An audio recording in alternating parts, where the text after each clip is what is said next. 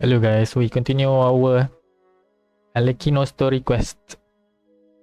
Together we finish it by today.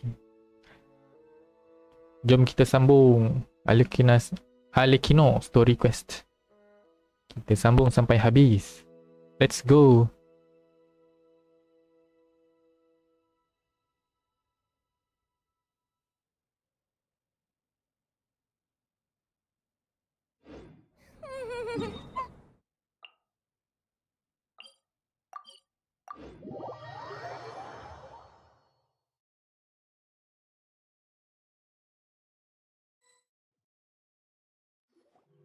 Seeing as we still have some time before my meeting, we might as well enjoy some pleasant conversation while we wait. I'm glad to see you get along with my children. Being surrounded by good companions is necessary for a child's development. You're not planning on doing anything to them, are you? I assume you're referring to Lenny, Lynette, and Fremine, although there's that situation with Filial and Nentoy as well. It appears quite a few people have been acting out lately. No matter. I'm not one to discriminate. All those who betray the house meet the same fate. There are no exceptions. Does that mean you're going to kill them? Oh, are you here to beg for their lives? I'm sorry to disappoint, but the rules of the house change for no one. In my organization, everyone is responsible for their own actions. But don't you care about them at all? They really respect you. They even call you father. You must feel something for them. Any organization in which feelings come before principles is one destined for ruin. The House of the Hearth is hardly an exception. You could say our principles are more stringent than most. Perhaps I can offer you this consolation at least. As our guests, you two will not be held accountable along with them. I would imagine Lenny, Lynette, and Fremine will be able to keep their lives. As for Filial, Nentoy, and the others, I'm afraid there's little I can do. They can try to escape, but once you know our secrets, there's no getting out alive. But that's awful. Ah, you seem concerned. Out of consideration for my guests, I suppose I could turn a blind eye for a little longer.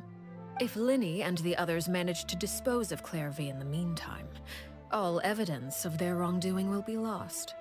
In that case, I could hardly punish them for something I couldn't prove. If their efforts are unsuccessful, on the other hand, all will be held accountable. And the punishment will be severe. Of course. Oh, and here, I believe this belongs to you. Do try and keep better track of it next time. It takes a considerable amount of time to train a bird like this. It would be such a pity if you were to lose it. Permanently. Wait, where did you get that? Well, I'm afraid that's all the time we have to chat. Now, for the matter at hand. I asked you to meet me here because I have business at the Palais Mermonia.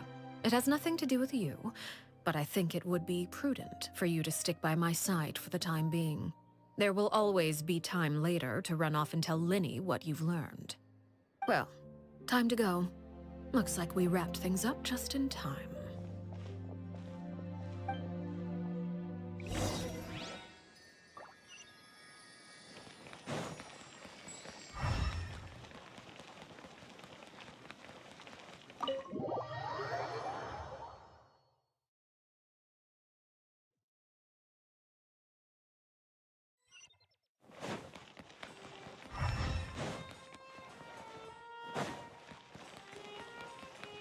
Loading.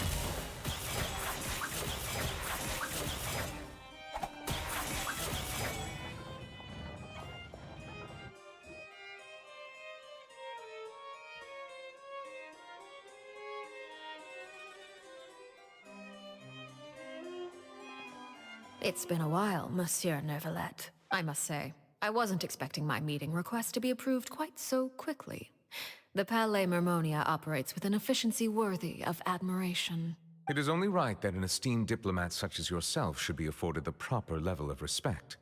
Although, if I may speak plainly, I must confess that I did not anticipate we would have the occasion to meet again after presenting you with the Gnosis. I see you brought the Traveler and Paimon with you as well. If I may inquire as to the purpose of your visit. I'll be departing Fontaine shortly. There is, however, an outstanding matter that I would like to see resolved before I go. It requires a rather lengthy explanation, I'm afraid. So I took the liberty of explaining everything in this proposal. Please review it at your leisure, Monsieur Neuvillette.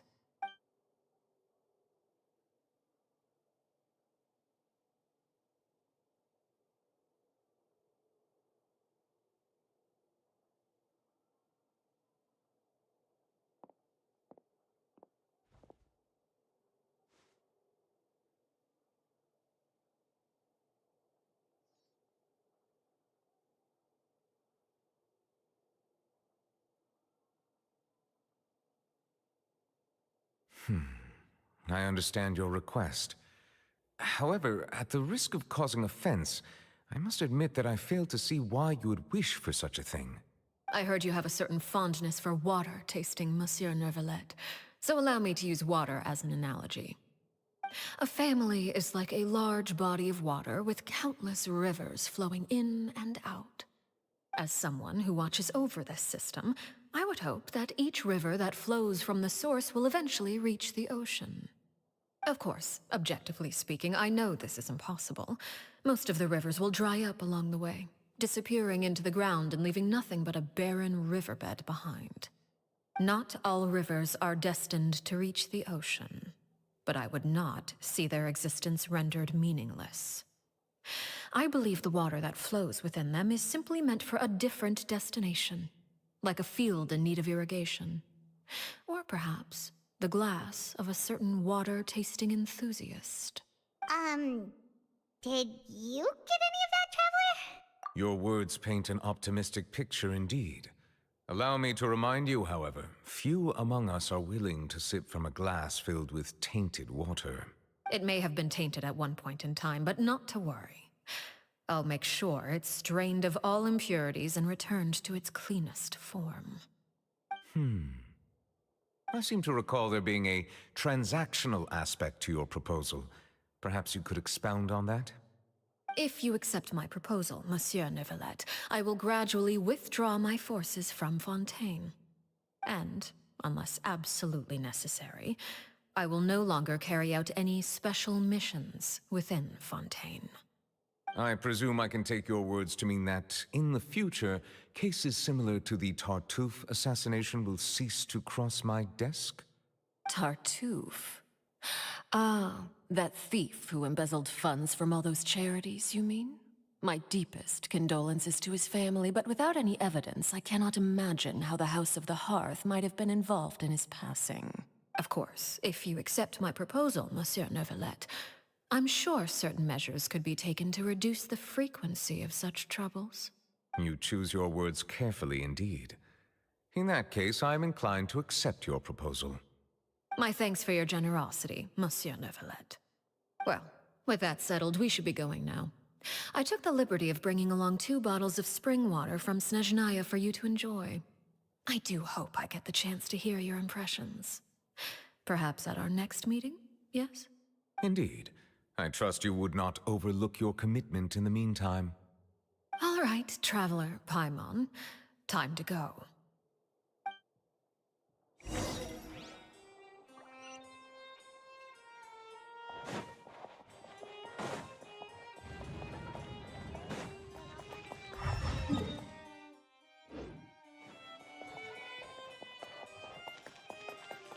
Ready.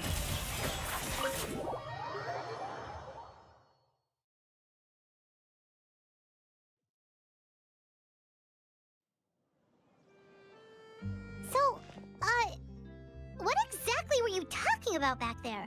Paimon only heard you mention some rivers, a large body of water, and then some kind of irrigation scheme. You really want to know? I would imagine there might be more pressing concerns at the moment.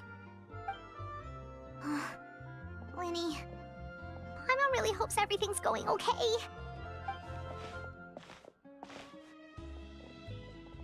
Oh, Paimon recognizes that look. You've got your thinking cap on, don't you, Traveler?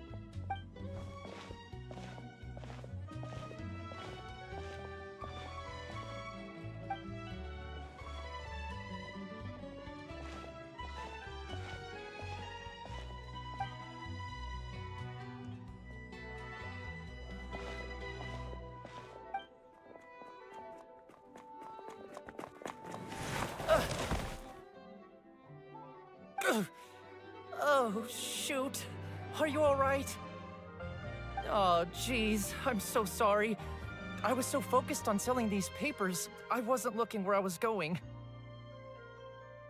Well, let me make it up to you at least. Here, take this paper. On the house.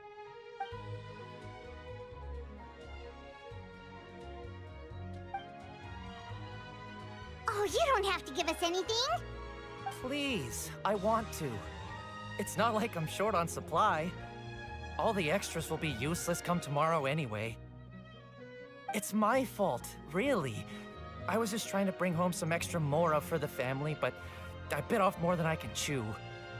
I haven't had many takers today, so I'm still swimming in papers. What's going on here? Nothing much. I just ran into your friend here on accident. I should probably get going, actually, so... Hold on. Of course, I'm happy to compensate you with mora, it's just... I don't have any on me at the moment. I'll take 3 papers. Here. Your payment. Oh! Thank you for your patronage. May the Archons bless you with good fortune. If only I had the chance to run into such generous customers every day. I should probably just take on a smaller inventory though, right? I'm getting married soon, so sometimes it's hard to not get ahead of myself. Anyway, I should head out. Goodbye! Well, now that my affairs are settled, we should take the boat back to Poisson. We've even acquired some light reading to enjoy along the way. Actually, why don't we stick around for a little longer? Paimon just realized how hungry she is. She can't head back to Poisson on an empty stomach.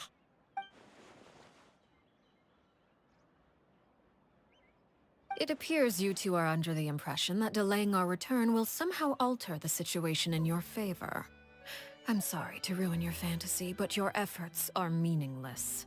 That being said, I could be persuaded to give Linny some extra time. I just have one condition. If you agree to my request, I'll even answer some of your questions.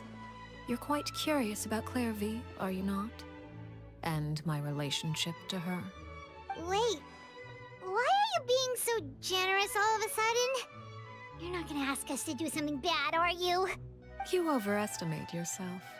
You don't have the talent for bad things. Then what can you possibly... The most important consideration in a negotiation is that both sides receive something they want. Demands and threats only get you so far. Wonderful. Here it is. When the time comes, make the choice that you deem most appropriate in the situation, and lend your help to the House of the Hearth. Okay, sounds normal enough. But what do you mean, when the time comes? When is that supposed to be?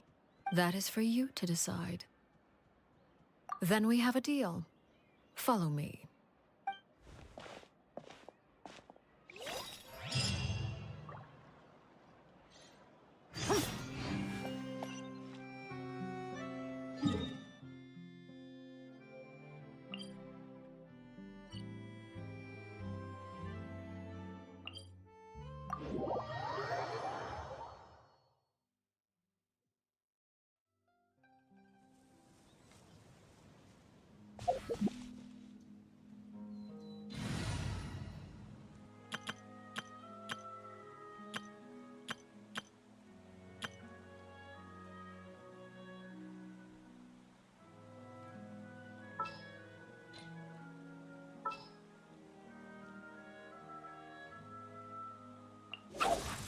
Wait for my signal.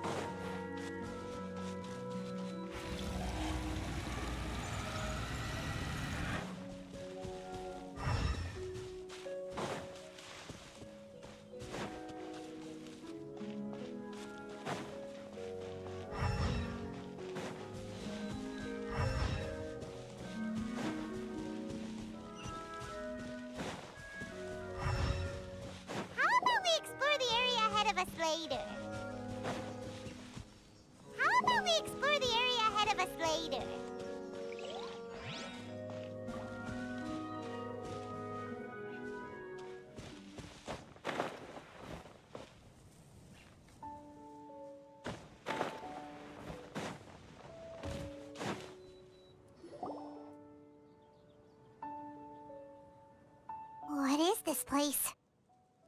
Somewhere long forgotten by everyone. It used to be a grand building. Now it's nothing more than a pile of rubble. No one comes here anymore, nor does anyone care about what once happened here. Although, this place does have something to do with the story I'm about to tell you. It was before I became a Harbinger, and before Linny and the others joined the House of the Hearth. Due to certain events, I first killed Clairvy and then her mother. And this is where it all happened. You were the one that killed Clairvy? Patience now. Allow me to explain Clairvy's side of the story first. I'll start from the beginning. Clairvy was 6 years old when she was brought by her mother, Crucibina, to live in the House of the Hearth. From the outside, it seemed like a fairy tale. A thriving family made up of kind adults and friendly children. Crucibina was the knave at that time, and the House of the Hearth was under her control. She was Clairvy's mother by blood, but she was also the mother to all the children in the house. Clairvy was happy here, for a time. But she quickly realized that being part of this family wasn't a fairy tale at all. It was a kind of purgatory. Purgatory? Exactly. The House of the Hearth takes in war orphans from all over Teyvat. But as for how to raise them, that depends entirely on the person in charge. Crucibina came up with a novel idea. She would teach the children to fight, force them to duel each other, and then crown as the king of the house the child who proved themselves most worthy of inheriting her title. It's difficult to estimate the number of children who died or were maimed in the process. There's little I can say about the ones who died. The ones that emerged with permanent injuries, on the other hand, well, they still served a purpose. They would be handed over to the doctor to be experimented on, or sent away on dangerous missions. Nothing more than tools to be used and then discarded. So those were the experiments Clairvy was talking about. But what actually happened to her? You said that Clairvy was Crucibina's daughter, so if Clairvy tried to convince her to stop what she was doing, Crucibina probably would have listened, right? Despite being Clairvy's mother, Crucibina cared little for her daughter. She forced Clairvy to join the House of the Hearth only as a means to demonstrate her own impartiality as a mother, to prove that she treated all her children equally. Clairvy did try to convince her mother to change her ways, but it was to no avail. After her efforts failed, the only other option was to rise up and try to fight back. Unfortunately, the other children had already been thoroughly indoctrinated into the illusion of happiness Crucibina had created. Of course, there was one exception. Someone Clairvy's age who knew the truth about the House of the Hearth. Her name was Peruere. Wait, the friend that Clairvy mentioned? Friend, huh? I suppose we can call her that for now. Clairvy was a cheerful and passionate person with a tenacious spirit. Peruere, on the other hand, was rather cold-blooded. Her cold-blooded nature allowed her to see through Crucibina's facade. Yet, it was also this cold-bloodedness that prevented her from acting against it. At least at first. While Clairvy longed for freedom, Peruere was convinced that, amid all the fighting and violence, she would make it until the end. Despite their differences, the two became fast friends, united by their knowledge of the truth. Clairvy told Peruere that she hoped to create a real family, where no one would be killed or sacrificed. There may have been a certain naivete to her ideas, but Clairvy proved her determination many times over.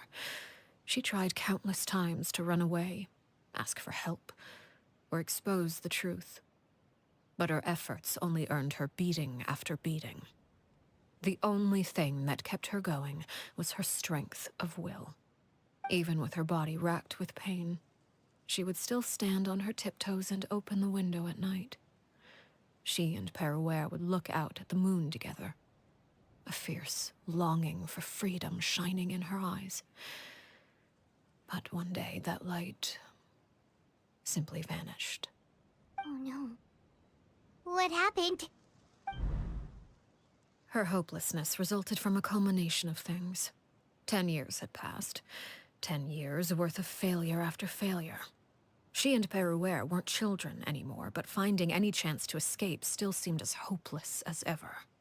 It was during this time that Peruere suggested a new plan. If escaping was out of the question, why not take down the very person sitting on top of this throne of lies? Mother herself. Clairvy rejected that proposal. She claimed that, as a famous harbinger, Crucibina possessed an unimaginable amount of power. Trying to kill her would have an incredibly low chance of success. Clairvy never gave another reason, but Peruere could see it written all over her face. Clairvy still thought of Crucibina as her mother. Killing her own flesh and blood was a line she couldn't bring herself to cross. If she couldn't escape and fight back, then only one option remained. Precisely. Death was the only way that she felt she could be free. It happened during a duel. When she arrived at the dueling ring that day, her partner turned out to be none other than Peruere. The very person that had stood by her side all those years. It was a fierce battle. But ultimately, Clairvy decided to let Peruere end her life. From that moment on, Peruere's journey was one written in flames. When the rain finally came and washed it all away, there she stood, the sole victor in Mother's endless game of slaughter. A trail of corpses strewn across her path to success. It was the very result she had predicted 10 years prior. Even then, she believed she would make it until the end. She wasn't surprised by the fact that she emerged as Mother's undisputed heir. Rather, her success left her with an inexplicable sense of restlessness. She was unsettled. And there was only one thing that could quell that sensation. Perhaps you two would like to take a guess as to what it was? Crucibina, you mean? But... Correct. This is the place where Peruere killed her best friend. A mere year later, this is also the place where she fought tooth and nail to kill the mother they shared. The moment she acted, any conception of what was right or wrong ceased to matter.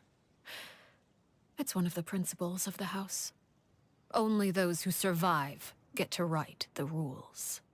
Peruere won the battle, and became a harbinger herself. After which Her Majesty, the Tsaritsa, bestowed upon her a new name. Arlecchino. So the Perry Clairvy was talking about... It was you all along. You're Peruere.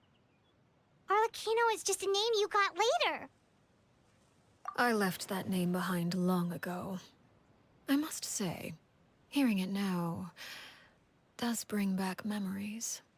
After I defeated Crucibina, the moniker of Mother died with her. I chose to forego the title she called herself, and even chose to give up my own name. I rebuilt the House of the Hearth under a new identity. Not only as Arlecchino, but as father. And that is where the story ends. Any more questions? Yeah. Based on what you just told us, Clairvy wasn't a little kid when she was killed. So the... I suppose you could call her an illusion born of flame. Her existence is like ashes to a fire. Something left over in the wake of blaze and ruin. You see, a certain power runs through my veins. It's not unlike a curse. My flames leave behind shadows of anything they consume. Of course, the chances of those shadows morphing into a sentient entity are exceedingly slim. Clairvy is a very special case. Clairvy died when she was 16 years old. But what emerged from the flames was her 6-year-old self. Her appearance wasn't the only thing affected. Most of her memories were lost to the blaze as well. Memory is a mysterious thing indeed. Losing a portion of your memories will alter your sense of self. Lose 10 years' worth, however, and it would be like living in the past. Like returning to a version of yourself that never grew up. No wonder Paimon got such a weird feeling when we were talking to her. Perhaps I should put it this way. Clairvy is someone trapped in time. It may seem like she exists with us in the present, but she truly lives in the confines of her own past. So if all of that is true, then you must have known about Clairvy for a long time. Indeed. She's a rather volatile and unstable entity. Sometimes she would look after the children. She's even saved some of their lives. But other times, she would hide from me and become obsessed with revealing the truth about the house to anyone who will listen. Shadows don't have the capacity to learn or grow. Any new information they encounter is quickly forgotten over time. Your attempts to expose Clairvy to sunlight, they failed, yes? The reason is actually quite simple. In Clairvy's mind, the house is impossible to escape, and it is this very perception that traps her there. But no matter. All I have to do is kill her again, and all will be resolved. I don't anticipate so much as a single speck of ash will be left behind this time. Wait! Paimon can understand why you might want her gone, but isn't there another way? So what if she's trapped in her 6-year-old self? She's still your friend! At least talk to her first! It's too late for that. She broke the rules, and now she must be punished. That goes for Filial and Nantoi as well. She's had quite the effect on them. I hope you understand. The difference between Crucibina and myself lies in our formulation of the rules, not our policy for enforcing them. Upholding the rules without question is a trait we both share, because that is how a household should be run. Is this really what you want to do? Whatever could you mean? Don't you want to say a proper goodbye at least? Whether as a killer or as a father, there are two things that must be avoided at all costs: anger and sorrow. Anger makes you impulsive. Sorrow causes you to waver. Well, it appears it's about time to proceed. Before we arrived, I told some of my well-behaved children to bring our troublemakers here by nightfall. I do believe I've kept my end of the deal. I give your friends quite a bit more time. As for what happens now, we'll just have to wait and see.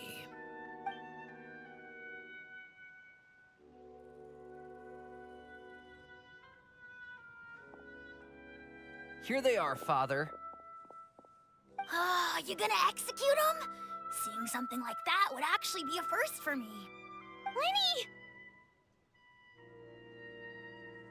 I'm sorry. I heard about how you helped buy us more time. But I still failed. I couldn't find a way to fulfill her wish. Huh? Are you... Perry? Indeed, it's been a while, Clairvy. Perry! Shh, stay right there. I'm sorry to postpone our reunion, but first, I believe certain scores need settling.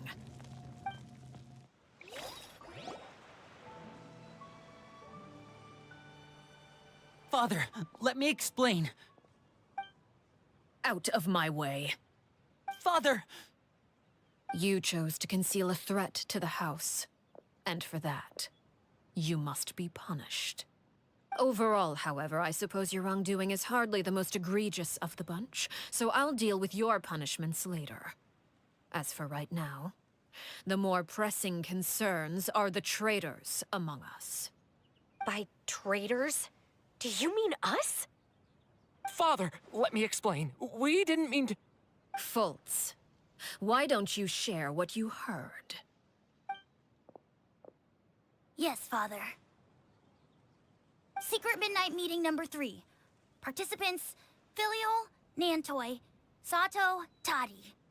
Nantoi clearly said, if only Father wasn't the one who took us in. Sato added, I'm sick of this life. I just want to live as a normal person. Filial was the worst of them all. She called us crazies and said a bunch of mean things about Father. I did not! You're lying! Fultz is trying to frame us. It's not like I'm the only one who heard those things. After that, you and Toddy and a bunch of other people started talking about Clairvy. You were using all those things Clairvy brought up as an excuse to question Father. We're birds locked in a cage. The only way out is to destroy it. That's what you said, wasn't it? You little. You just want me gone, don't you? What did I ever do to you, huh? And you, Sheplo, have you forgotten who stood by your sickbed, watched over you, and changed your dressings? Come on, let's hear it then. What's your reason for all this?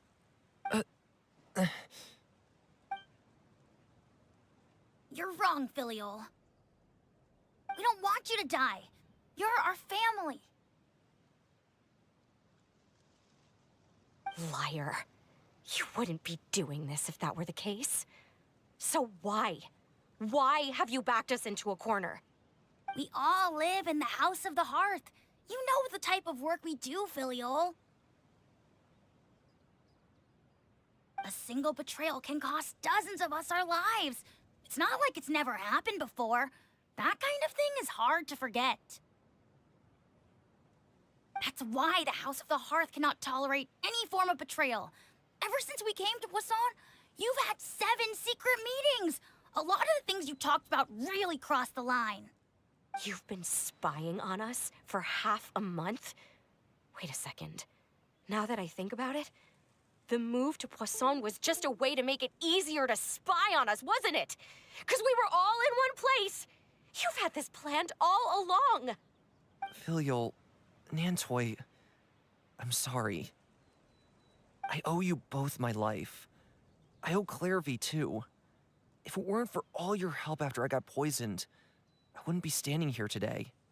If this were any other situation, I would do anything to repay that kindness, even if it cost me my life. But rules are rules. I'm sorry. My hands are tied. Why? Why? That's enough, Filial. We made a mistake, and we should own up to it. We broke the rules, plain and simple. And now we have to face the consequences. I'm sorry, Sheplo. Fultz. I'm sorry, Father. We accept our punishment. Chapleau, according to the rules of the House of the Hearth, how should these traitors be punished? All those who betray the house pay with their lives. And so it shall be.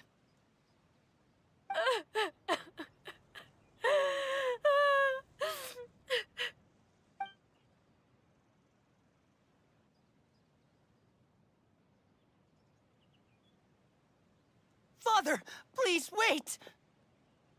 Something you want to say, Linny? Please reconsider, Father. What Filial and the others did, does it really count as betrayal? We all come from broken families. From the very first day we joined the House of the Hearth, we wanted nothing more than to make it a real home. But the truth is, none of us know what a real home should look like. I'm not saying I have all the answers. All I know is this. Killing Filial and the others may uphold the rules, but doing so will only bring us further away from being a real family than we've ever been. So please, Father, please reconsider. I agree with Linny. Father, please. Linny, you... I also agree with Linny.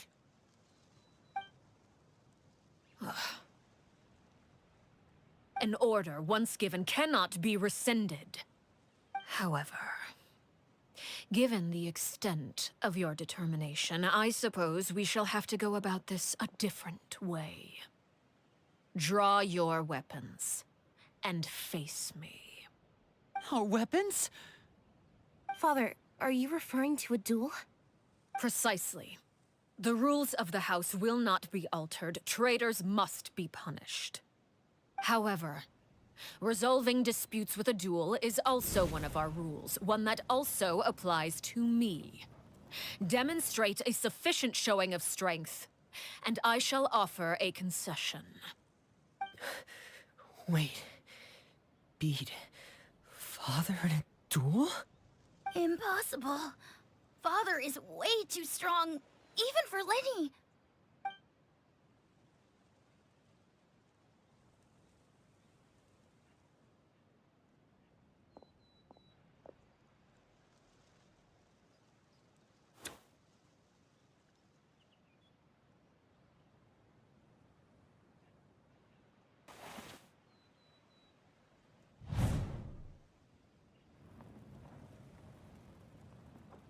Did you hear that, Traveler?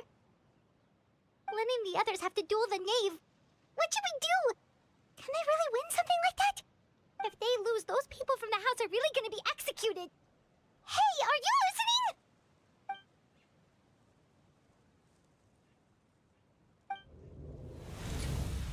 Don't you want to say a proper goodbye at least? Anger makes you impulsive. Sorrow causes you to waver.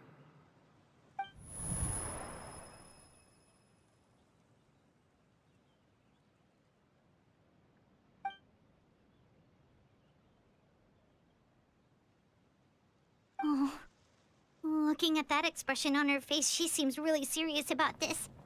Guess that means there's no chance she's throwing the duel on purpose, huh?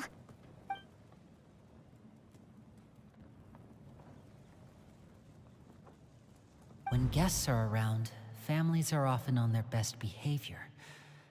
And any disputes are less likely to escalate. When the time comes, make the choice that you deem most appropriate in the situation, and lend your help to the House of the Hearth.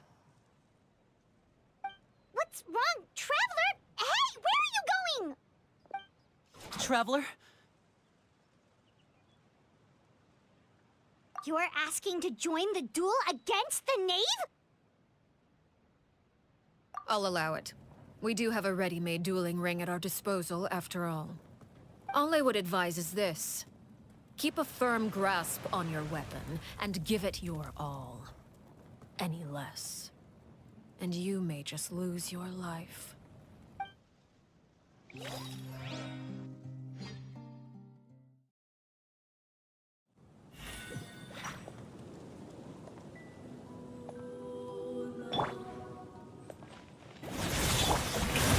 Time to shine! Is it my turn now? Out of my way! Watch out for Father's movement! Now that's more like it.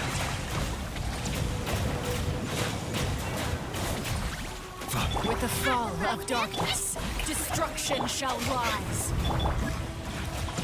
Have a taste of purgatory. Hang in there! Spare your energy. Running is of little use. Let the world collide! This way! You're toast! Look at you.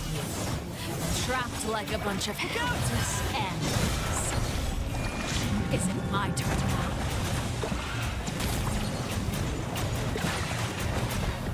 Not bad. You've proven to be a worthy opponent after all.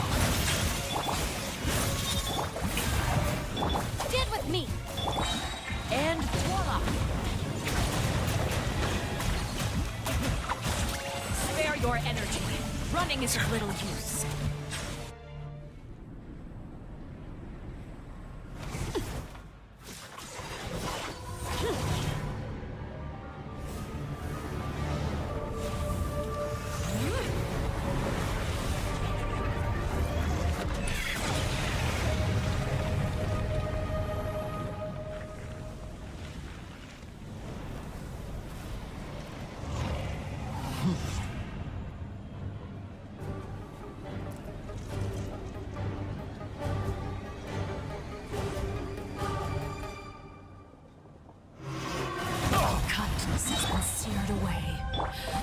blade is all that Time to remains. shine.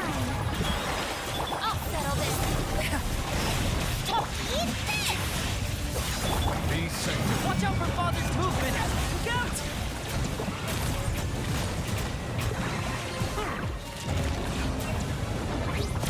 Silence!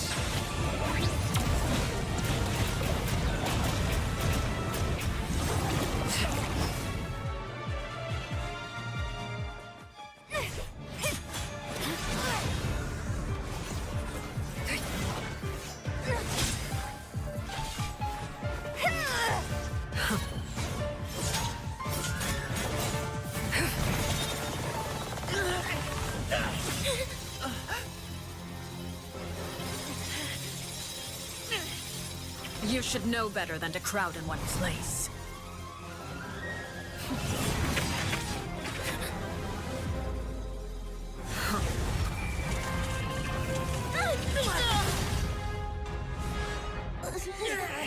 Oh, I know.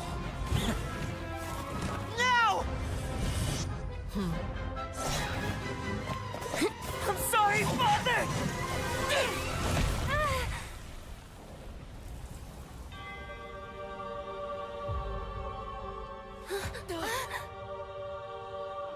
Sorry for what? This pitiful excuse for an attack.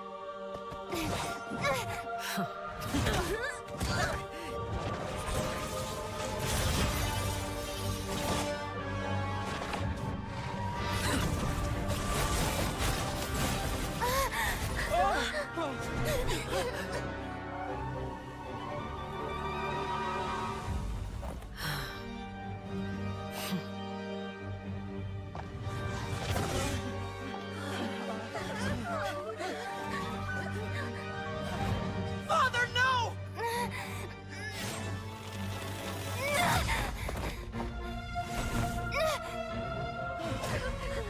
Made it out, did you? You're stronger than I expected.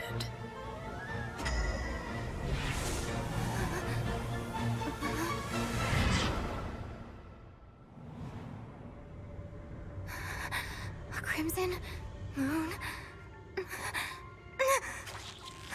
I can't move.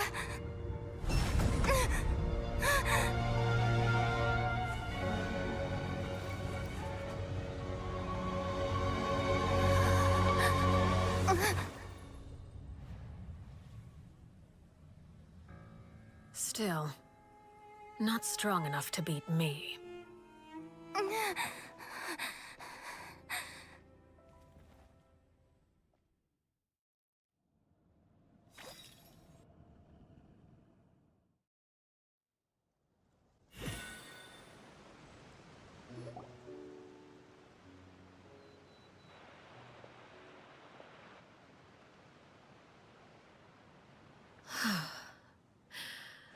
I believe we can end things here. It's not often that we get to enjoy the company of guests, after all.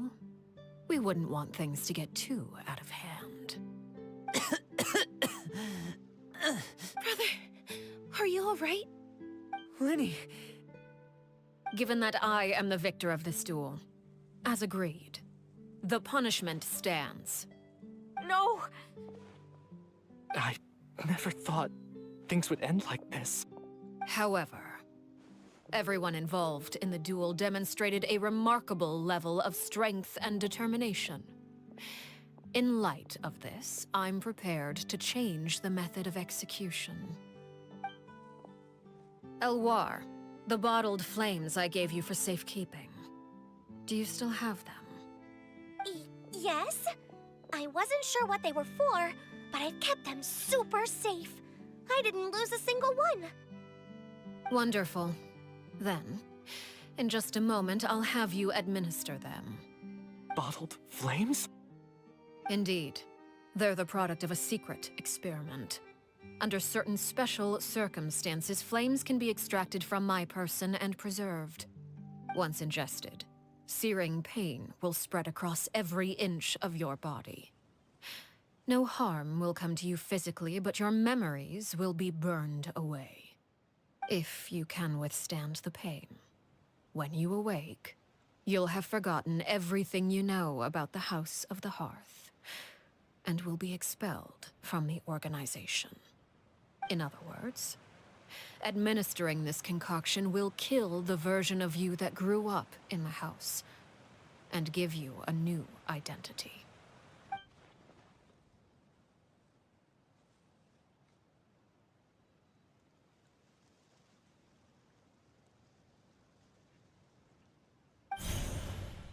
Memory is a mysterious thing indeed. Losing a portion of your memories will alter your sense of self.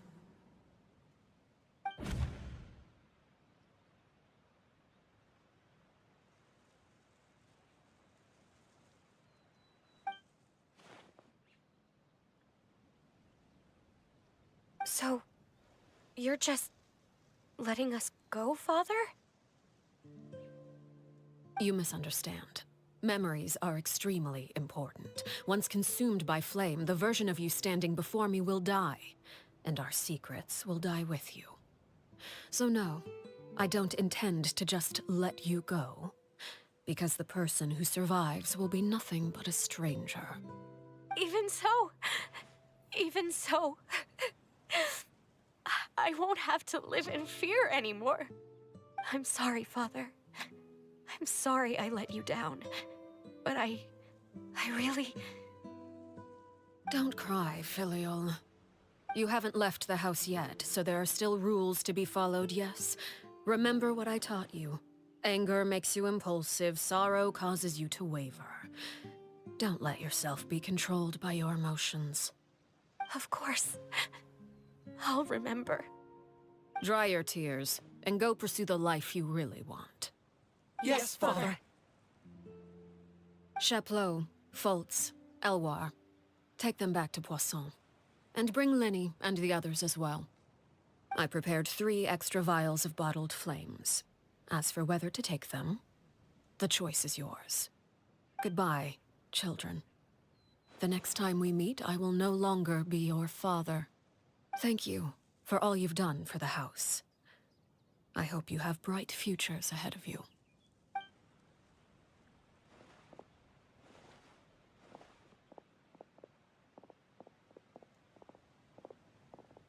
Father! Let's go.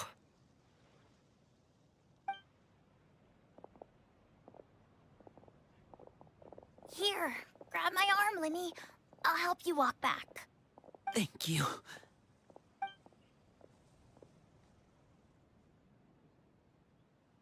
Clairvy.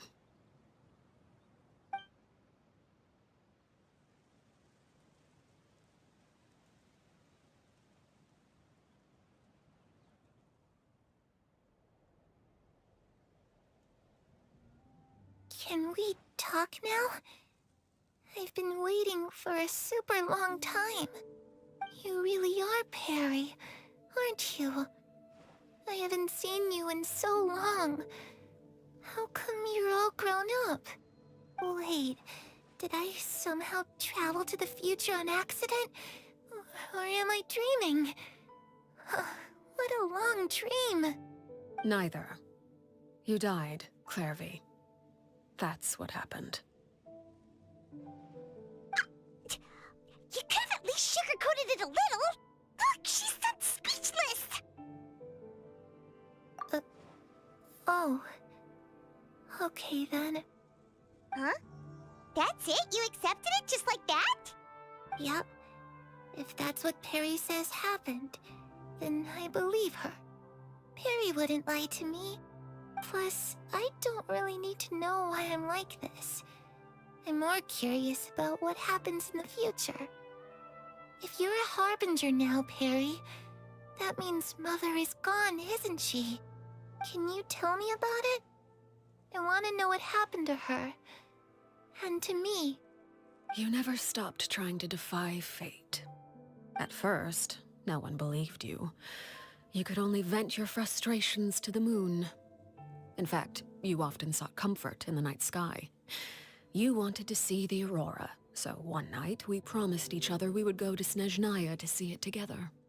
Later on, you tried to run away, but You were brought back each time. Mother spared your life, but it wasn't out of kindness. Instead, she decided to make an example of you by slowly torturing you over time. That way, the other children would know what happens to traitors. Still, you never gave up. Mother hoped that through ruthless duel after ruthless duel, she would be able to crown an ultimate victor among the children she raised. But you called on everyone to unite, to fight to a draw in order to reduce casualties. Your efforts may have only delayed the inevitable, but still. You gave them hope. You tried everything you could think of, but every attempt ended in failure. Still, you never turned your sword on Crucibina, and you never turned it on me. On that gloomy day, you told me, "For the last 16 years of my life, I've done everything I can to fight for freedom. But now, I realize that the only freedom I truly possess is the freedom to choose to die." I never imagined I would say something like that. I must have been feeling really worn down. But somehow, I still think I understand. According to Mother's plan, only one of us was going to make it until the end. And I always hoped that person would be you. If I could do it all over again, I still don't think I would make a different choice. Even when I first met you, I knew you'd be able to do what I couldn't. Is that so? Even now, I'm not sure I truly understand what kind of freedom you were trying to pursue. But as the head of the House of the Hearth and as the children's father, I've tried to give them the most basic of freedoms. The freedom to choose their own fate. It's something I discussed with the Eudex of Fontaine. The children who want to leave the house will have their memories wiped clean of all secrets pertaining to the organization. In return, they will be allowed to live a normal life in Fontaine without being prosecuted for their past. Of course, I won't simply hand freedom to them on a silver platter. They have to fight for it and prove themselves worthy of it. Only freedom that is earned has true value. That's more than enough. That's exactly the kind of life I was fighting for.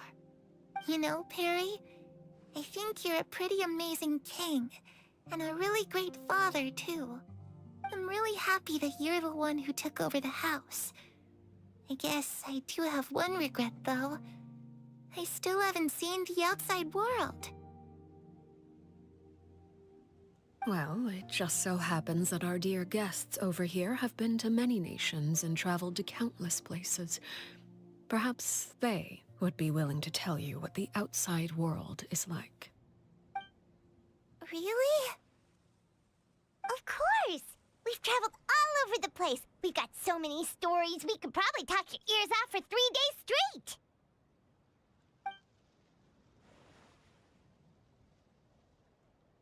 You know, I used to dream of being a bard. Playing the lute while singing into the winds of freedom. Even if there was no one there to listen, I would have continued to sing no matter what. Ah, that's where Mora comes from. I never knew that before. If I had some Mora, I would buy 3 new dresses. One for me, one for Perry, and one for Mother. It's just too bad Perry doesn't like wearing dresses. And Mother, she probably wouldn't accept something like that either. I guess I'd just have to keep them all for me then. I could wear a different one every day. Those yokai you mentioned, what do they look like? I once saw a drawing of this one guy with horns on his head and a super scary face. Are there any yokai like that? Oh, sounds like you're talking about an Oni. Yup, we've met one, and let Paimon tell you, they're not nearly as scary as they look. I was always too afraid to skip Mother's fighting lessons. But at the academia, I bet you could do all sorts of secret things in class. Things that have nothing to do with studying. I'm just kidding. Being able to study whatever you want without having to fear for your life actually sounds pretty great.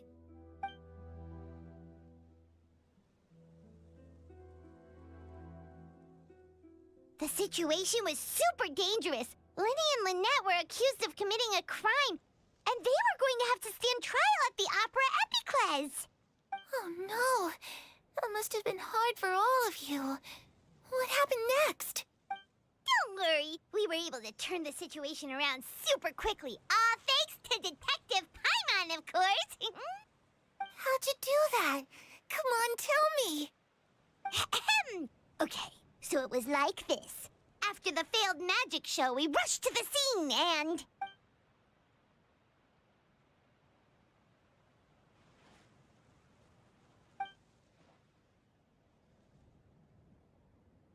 Shadows don't have the capacity to learn or grow. Any new information they encounter is quickly forgotten over time.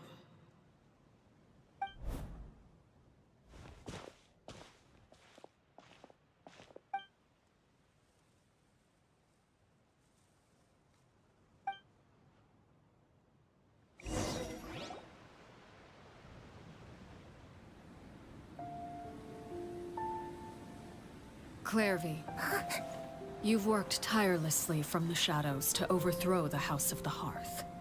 Now, by my authority as the Knave, I shall announce how this matter ends. You are hereby expelled from the House of the Hearth. You are no longer tied to this place, nor are you bound by its rules.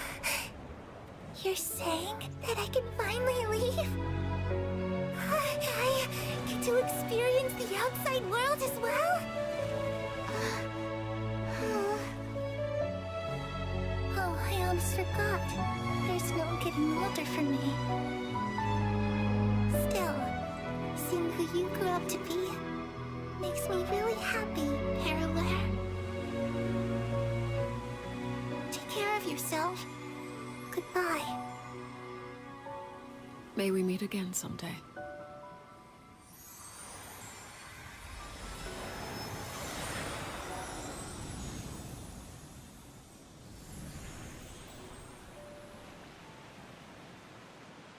Clairvy. She left so soon. Paimon didn't even get to finish her story. I also have certain sentiments left unsaid. I wanted to tell her that the aurora I saw in Snezhnaya was just as beautiful as the ones in the pictures. But a shadow's memories reset at dawn. Had we delayed any longer, we wouldn't have had the time to say goodbye. Whatever regrets may linger, let them be lost to the coming of a new day. Father? It's Linny! Hey, Linny!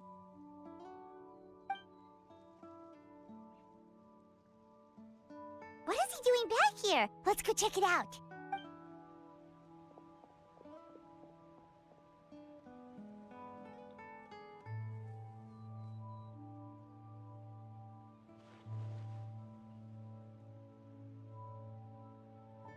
Father, the bottled flames have been administered. Filial and the others have left the house. And you? What have you decided? Thank you for giving us that choice, Father. But we never wanted to leave the house. It's the only home we've ever known. Lynette and Fremine feel the same way. They're recuperating back at the Hotel Bouffe Tété. But I decided to come back and tell you where we stood. I'm sure you're well aware of the expectations I have for you. I want you to follow in my footsteps and become the next king of the house. Yet you seem to have different ideas. I must admit, I'm rather surprised by your decision to stay. There's nothing wrong with choosing to live a quiet life. Leading this organization is a heavy responsibility, one not so easily carried by someone forced onto the throne. I just never understood what you saw in me. What made you believe I was deserving of that throne? You're brave, talented, and, most importantly, you cherish your family. You would do anything to protect them, even if it costs you your life.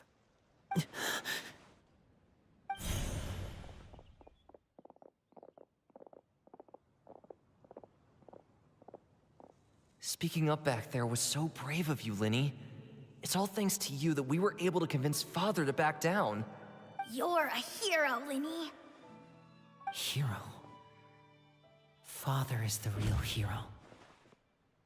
Had Father gone all out during the duel, there's no way I would have walked away with my life. She must have had it all planned from the beginning, from the very moment she suggested a duel. I'm not deserving of that title. I'm not strong enough or smart enough. You're wrong. In my opinion, all you need to be deserving of the throne is conviction and the necessary strength to act on it. We may have different ideas of what it means to be a family, but you can hardly be said to lack conviction. What you truly lack is strength. For someone of your talent, though, that's something that will come with time. Even without that strength, you still chose to face me in a duel, even though the odds were stacked against you. That capacity to honor your convictions is what I truly see in you. Father. No one knows what the future holds, what tragedy or triumph may be in store. Being at the head of this organization requires the strength of will to face whatever comes. Caution will only hold you back. If reaching a certain standard were required to go after what you want, I would never have succeeded in killing my predecessor. Back then, there was still a considerable gap between our abilities. Strength may decide the ultimate victor, but those who let a lack of strength dictate their decisions or undermine their convictions will never be worthy of the throne. I understand, Father. Thank you. Children must grow up to surpass their parents. Only then can a family continue to flourish. The road ahead is not an easy one, so I'll ask you one last time. Are you certain you want to stay? You've done so much for me, Father, and that kindness must be repaid. Plus, with Project Stuja at hand, there are many dangers ahead, and I, for one, don't intend to back down. Protecting my family at all costs. That's my conviction. Then you're welcome to stay. As for Project Stuja, you need not be too concerned. If those cowardly businessmen and heartless dignitaries try to take us down, I'm prepared to teach them a lesson. Having members who longed for the light was our organization's last weakness. With those members no longer among our ranks, the House of the Hearth is like a spider hiding in the shadows. We need only wait for our prey to come to us. At present, our imperative is to use their plan to our advantage. In doing so, a crimson moon shall rise amid the frigid blizzards of winter. No demonstration of loyalty shall go unrewarded, and no sacrifice shall be in vain. As for the two of you, whether we meet again as friend or foe, I'll remember the camaraderie we shared in this moment. No matter how arduous the journey ahead, I hope we both reach our desired destination.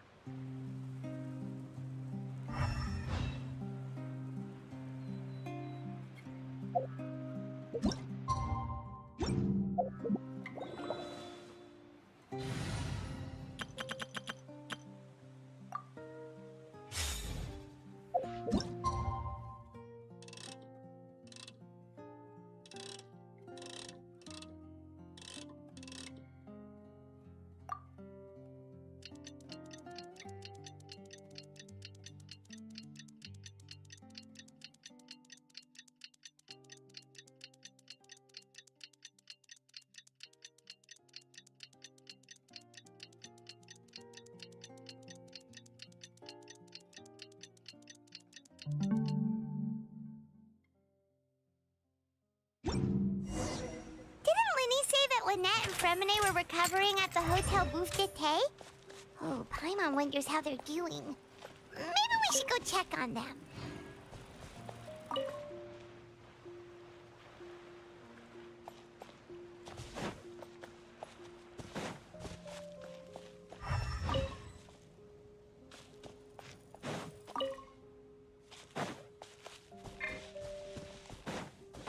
Another rude. Let's get it on! Oz, reveal button! Move it.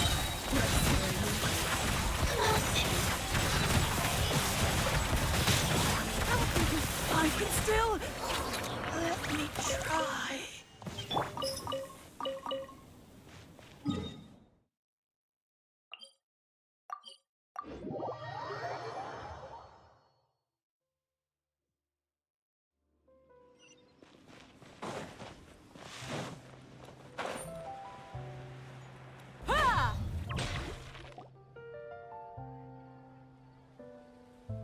Lynette? Fremine? How are you feeling? Much better. Whew, what a relief! What about you?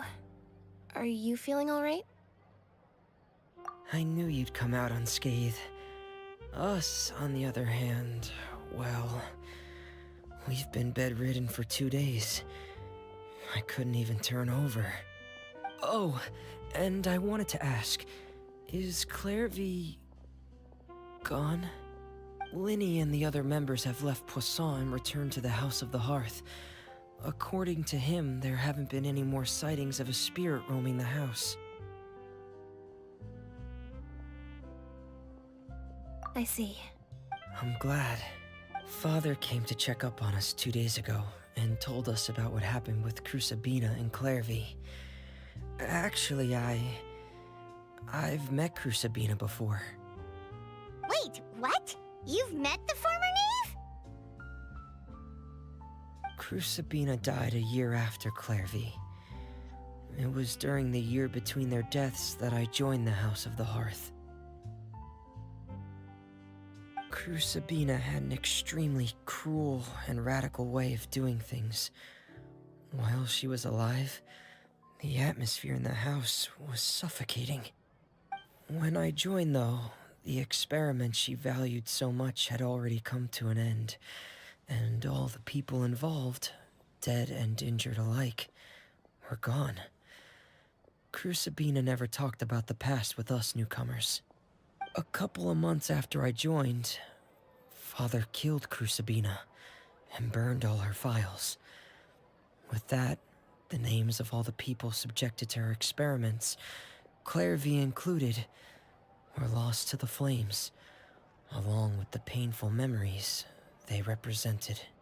Father took in Lenny and me a couple months after that, but she never mentioned anything about Crucibina or Clairvy.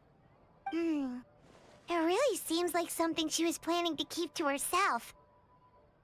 The last time you talked to her, did she mention why she kept it a secret for so long? She said she didn't want us to be affected by the darkness of the past. She was worried we'd develop a false sense of gratitude towards her if we knew about it.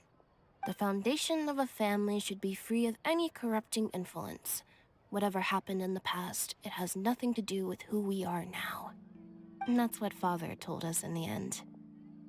But I still thanked her for everything. It was only after hearing about what Crucibina did that I finally realized how insignificant our lives could have been. The members of the house meant nothing to her.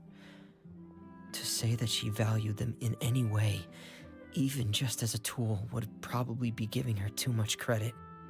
If Father hadn't taken over the House of the Hearth, I probably would have already... Father rarely brings up the fact that she saved us. She doesn't believe that being indebted to her should be what ties us together. But even if we didn't owe her anything, we would still choose to stay. Because this is our home. We may have arguments or times when we feel wronged. Some people may even choose to leave. But as long as Father is here, we will always have a home. Whether the path before us is bathed in sunlight or shrouded in shadow, we'll follow Father wherever she chooses to go. So I wanted to say thank you for helping us make it through this crisis. Without your help, we could have lost a lot more along the way. Oh, we didn't do anything, really. Of course. You're welcome anytime. Are Filial and Nantoy okay? I actually saw them at a cafe this morning. They didn't recognize me. From what I could tell, they were drinking coffee and talking about one of the operas that started running recently. They seemed happy. If I had to take a guess, I would say they finally found the kind of life they always wished for.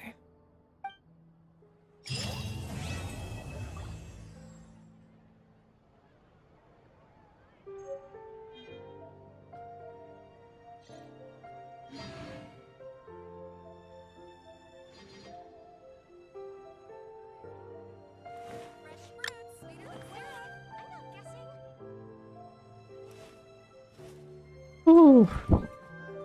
So that's it, guys. Arlecchino quest, story quest done. Siap.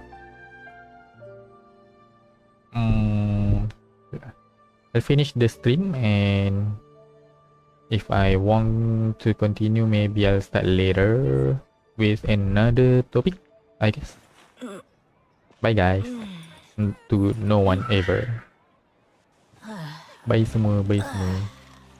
Stop streaming. Ciao.